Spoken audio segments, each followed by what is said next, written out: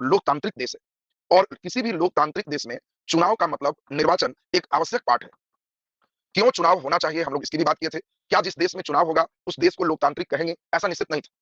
इसकी आवश्यकता क्यों है? इसको भी हम लोग पिछले क्लास में देख चुके थे। कब निर्वाचन को हम लोग लोकतांत्रिक कहेंगे? मतलब ऐसा भी हो सकता है कि कहीं चुनाव हुआ लेकिन वो लोकतांत्रिक कंट्री नहीं। कई देश का उदाहरण हम लोग समझेंगे। पहला नंबर आपने देखा था कि सभी को समान मताधिकार हो।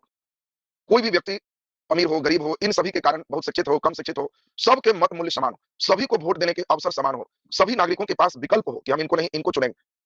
चीन वगैरह देश में विकल्प ही नहीं है। एक ही पार्टी खड़ा है और जाकर के उसको वोट दीजिए। क्या ये लोकतांत्रिक होगा? तो ऐसा नहीं होगा।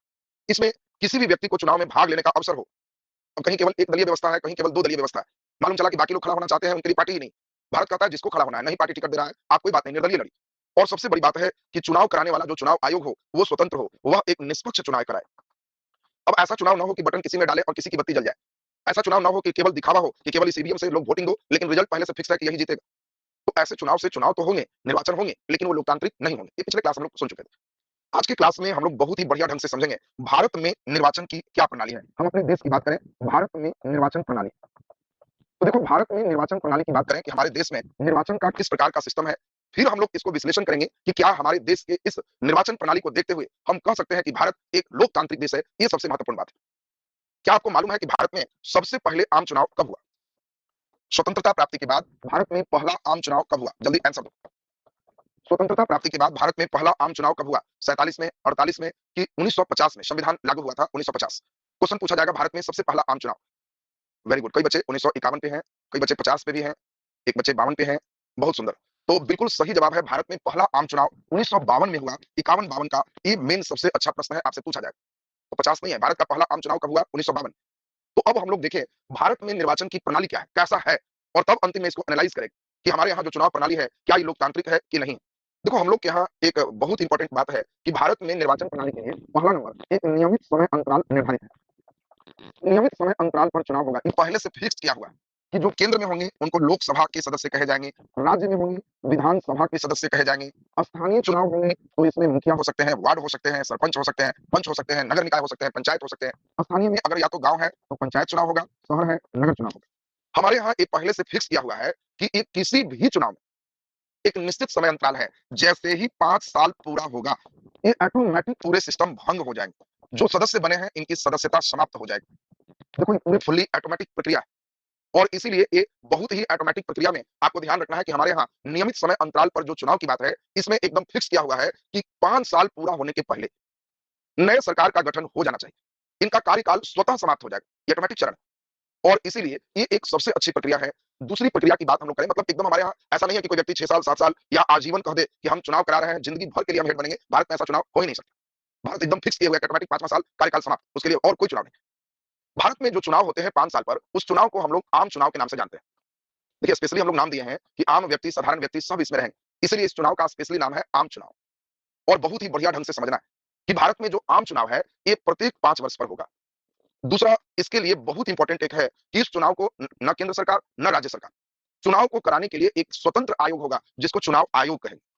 ये चुनाव आयोग को सरकार से भी ज्यादा पावर होगा चुनाव के संदर्भ में। ये जो बोलेगा वही सही है। इसे अगर लगेगा कि कोई डीएम कोई एसपी सरकार के लिए काम कर रहा है तो इलेक्शन के समय इसको पावर मिल जाएगा कि किसी को भी बदल सकता है, कहीं भी दोबारा वोटिंग करवा सकता है, कहीं का चुनाव रद्द कर सकता है, कहीं का डेट एक्सटेंड कर सकता है। ये एक स्वतंत्र इकाई हमारे देश में प्रत्येक 5 साल के लिए एक्टिव किए गए हैं। अब एक केंद्र के लिए अलग चुनाव आयोग है, राज्य चुनाव आयोग अलग है, लेकिन पूरे सिस्टम एक ही के मुख्य चुनाव आयुक्त के निर्देशन में ही काम करते हैं। बहुत इंपॉर्टेंट है कि चुनाव आयोग ये तय करते हैं कि हमें कितने चरण में चुनाव कराना है ताकि शांतिपूर्ण चुनाव हमारे यहाँ। देखो एक ही साथ पूरे देश में चुनाव नहीं कराते। देश के कई राज्यों में हम लोग अपने से फोर्स वाइज सेक्टर वाइज बांटते हैं और कई चरणों में चुनाव किए, 5 चरण में होगा या 4 चरण में आम चुनाव होगा, ये तय चुनाव आयोग करते हैं। ये भी नहीं है कि प्रत्येक 5 साल ही कहा जाए। यदि कोई चुने हुए व्यक्ति की मृत्यु हो जाए या वो व्यक्ति उस पद से त्याग पत्र दे दे, कोई विधायक त्याग पत्र दे दिए, कोई सांसद त्याग पत्र दे दिए या उनकी मृत्यु हो गई, तो उस कंडीशन में बीच में भी चुनाव होगा। ये नहीं है कि 5 साल में हो जाएगा, उनके पोस्ट खाली रहेंगे। हमारे यहाँ प्रावधान है पोस्ट खाली नहीं रहना। अगर किन्हीं की मृत्यु हो गई या वो त्याग पत्र दे दिए तो वो बीच में भी चुनाव होगा, केवल उस क्षेत्र में।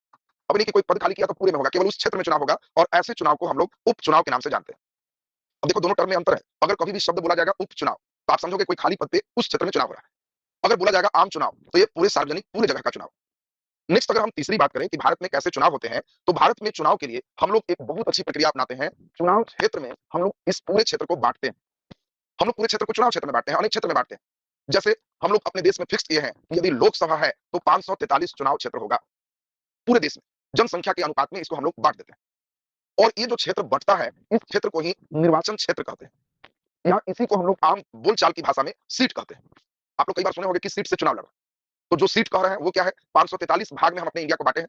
इस 543 भाग में प्रत्येक भाग एक निर्वाचन क्षेत्र होगा, उसी को हम लोग सीट कहते हैं। किस सीट से चुनाव लड़ रहे हैं या किस निर्वाचन क्षेत्र से चुनाव लड़ रहे हैं। एक क्षेत्र के जो मतदाता है, तो एक क्षेत्र के जो मतदाता है उनको केवल इस 543 में एक प्रतिनिधि चुनने का अधिकार है। ऐसा हम लोग क्या नहीं है कि एक क्षेत्र में कहीं आप रह रहे हो 543 में दबाते रहो बटन, इसमें एक क्षेत्र के व्यक्ति एक ही प्रतिनिधि चुनेंगे, फिर दूसरे निर्वाचन क्षेत्र के व्यक्ति वो अपने एक प्रतिनिधि चुनेंगे। ऐसा करके कुल 543 प्रतिनिधि हमारे लोकसभा में चुने जाएंगे। इसी प्रकार से राज्य में हमारा विधानसभा होगा। हर राज्य का आकार अलग अलग है, तो हर राज्य के विधानसभा का निर्वाचन क्षेत्र या सीट अलग अलग होगा। बड़ा राज्य है तो ज्यादा होगा, छोटा राज्य है तो कम होगा। इसी प्रकार से हम लोग इसको चुनाव क्षेत्र को पंचायत या नगर चुनाव क्षेत्र में भी बांटे हुए, इसमें भी हम लोग बांटे हैं। और ये जो क्षेत्र हम लोग देख रहे हैं इसमें सबसे छोटा क्षेत्र है वार्ड। चुनाव क्षेत्र का सबसे छोटा क्षेत्र वार्ड है, इससे नीचे फिर नहीं। शहर में भी है तो वार्ड, गांव में भी है तो वार्ड, वार्ड से नीचे कुछ नहीं। और हर क्षेत्र से अगर हमारा लोकसभा में चुने जाते हैं तो इसको सांसद प्रतिनिधि कहते हैं कि ये जनता के सांसद प्रतिनिधि हैं। अगर विधानसभा से चुने जाते हैं तो इसको उस क्षेत्र से विधायक प्रतिनिधि के नाम से जानते हैं। अगर पंचायत से हैं तो अलग अलग मुखिया वार्ड अलग अलग इसमें होंगे। नगर से हैं तो इसमें भी वार्ड सदस्य ये हमारे प्रतिनिधि के रूप में जाने जाते हैं। अब देखो ये जो है सबसे छोटा निर्वाचन क्षेत्र की बात करें तो आपको ध्यान रखना है वार्ड से छोटा कोई निर्वाचन क्षेत्र नहीं। भारत में अगर सबसे बड़ा निर्वाचन क्षेत्र की बात करें तो लोकसभा का निर्वाचन क्षेत्र सबसे बड़ा है, उससे छोटा विधानसभा का निर्वाचन क्षेत्र है। हर बच्चे का अपना एक वार्ड का अपना एक क्षेत्र होगा। गांव में होगे तो पंचायत का वार्ड होगा, टाउन में होगे तो नगर का वार्ड होगा, वो सबसे छोटा है। फिर उसके ऊपर एक विधानसभा का एक निर्वाचन क्षेत्र होगा जहां से आप विधानसभा में बिलोंग करेंगे। कई विधानसभा को मिला के तब लोकसभा का निर्वाचन क्षेत्र होगा और लोकसभा के निर्वाचन क्षेत्र ये सबसे बड़ा क्षेत्र होगा। ये देखो चुनाव का क्षेत्र जो है हम लोग स्पेशली एकदम अपने देश में बांट दिए। अब इसमें बहुत इंपॉर्टेंट है चौथा नंबर, एक ही व्यक्ति, आपको यह ध्यान रखना है, एक से अधिक निर्वाचन क्षेत्र का सदस्य नहीं हो सकता। हमारे यहाँ एकदम क्लियर है, ये नहीं कि एक ही व्यक्ति दो वोटर कार्ड बनवा ले तो दो जगह वोट डालेगा, उनका वैलिड नहीं है। हाँ, ये अलग बात है कि आप चोरी छिपे दे सकते हो। जानकारी में अगर आता है और कोई क्लेम करता है तो उनका वोट का मूल्य 0 हो जाएगा, नहीं जोड़ा जाएगा। इसमें हर व्यक्ति का, हमारे यहाँ है, हर व्यक्ति का मत मूल्य बराबर है, चाहे वो अमीर हो, चाहे वो गरीब हो, चाहे वो किसी तरह का हो। ये सबसे महत्वपूर्ण बात। ये देखिए बाकी देश में ऐसा नहीं मिलता कि किसी भी तरह से किन्हीं को कोई भेदभाव नहीं किया गया। हम लोग मतदाता सूची में ऐसे हम लोग समझेंगे, इसी में जस्ट हम कर ही ले। जस्ट अभी हम लोग देखें हमारे देश की जो विशेषता है, इस विशेषता में शामिल करें मतदाता सूची। अभी आप इसको बहुत नजदीक से देख रहे होगे, इसलिए इस बात को समझना एकदम आसान है। हर 5 साल हर 5 साल में चुनाव है। जब चुनाव आएगा तो कई नए उम्र के बच्चे 18 पूरा करेंगे। कई 5 साल में मर भी गए होंगे, कई 5 साल में दूसरे जगह घर बना लिए होंगे, बाहर चले गए होंगे क्षेत्र से। और इसीलिए हर वर्ष जब चुनाव आएगा तो चुनाव से पहले एक सूची बनाई जाएगी, कौन-कौन व्यक्ति मतदान के करने योग्य हैं। उस सूची को मतदाता सूची कहते हैं। इसी को गाँव के बोलचाल की भाषा में वोटर लिस्ट कहते हैं। आप लोग अक्सर सब बोलचाल की भाषा में नाम सुनते होंगे, वोटर लिस्ट में नाम है कि नहीं?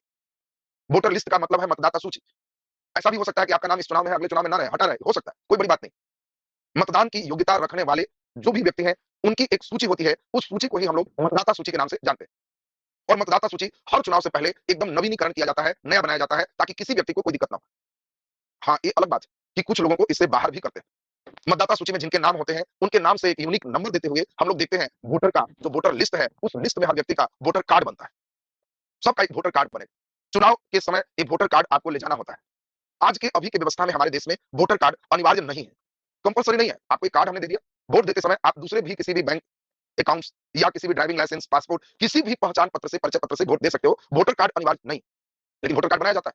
हमारे देश में मतदाता सूची में उन लोगों का नाम होता है जो सार्वभौम वयस्क मताधिकार के सिद्धांत पर लागू होता है। सार्वभौम वयस्क मताधिकार का मतलब है हमारे देश में, ये ध्यान दीजिए, ये अब आपका ये बताओ पुरुष के लिए 18 साल, महिला के लिए कितना, जल्दी से आंसर दो। मतदाता सूची में सार्वभौम व्यस्क मताधिकार महिलाओं के लिए कितना है?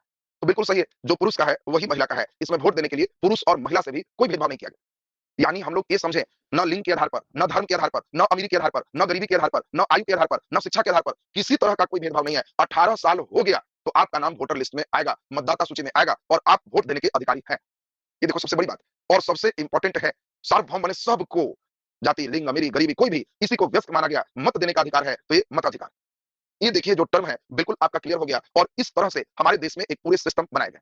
अब सबसे इंपॉर्टेंट है, कुछ लोगों को हम लोग छांट भी सकते हैं। छांटेंगे कौन? जो व्यक्ति उस क्षेत्र से बाहर चले गए, दूसरे जगह अपना वोटर लिस्ट में नाम दिया है, उनको छांट देंगे। ऐसा भी हो सकता है जो व्यक्ति बहुत अपराधी है तो उनको विशेष कंडीशन में उनके भी नाम कर सकते हैं। जिनका दिमागी असंतुलन है, अब देखो ऑब्जेक्टिव क्वेश्चन आएगा, क्या दिमागी असंतुलित व्यक्ति 18 साल पूरा किया है तो वोटर लिस्ट में उसका नाम आवश्यक है? तो नहीं। दिमागी असंतुलन है, पागल है, दिवालिया घोषित है, अपराधी घोषित है, तो उनका वोटर लिस्ट में नाम विशेष स्थिति में कर सकता है। तो ये चीज इनको वंचित करने वाले लोग को भी दिमाग में आपको सेट रखना है। अब हमारे यहाँ नई विशेषता चौथा के बाद आज जो भी विशेषता हम लोग देखें, भारत के अभी चुनाव चल रहे हैं, नियमित समय अंतराल पर चुनाव है। ये आम चुनाव किस प्रकार होता है, चुनाव का क्षेत्र क्या है, मतदाता सूची क्या है, ये हम लोग अभी देखे हैं। अभी 4-5 और देखेंगे, 2 क्लास लगभग अभी और होगी।